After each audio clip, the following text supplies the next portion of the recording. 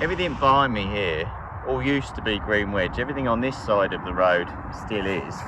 Everything on that side of the road isn't anymore because it was stolen from Green Wedge a few years ago, when after an early round of consultation for the 2020 local plan, where residents showed that they were keen on extending the Green Wedge, if anything, out along our river valleys towards the edge of the district.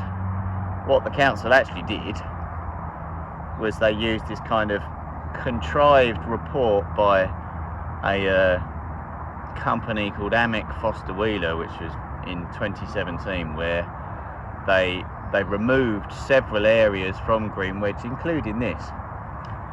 So these were allocated for development. They're still allocated for development, but the developer who put an application in Redrow,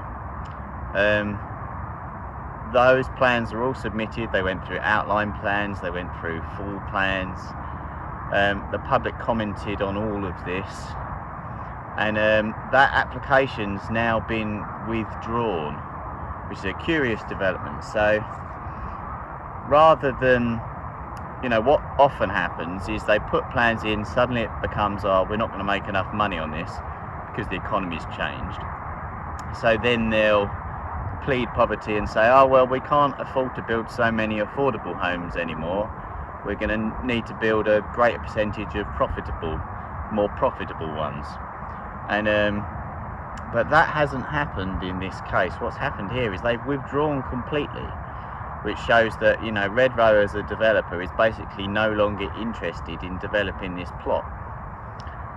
So it's a great result for everybody, but we're not out of the woods yet. We're not out of the woods until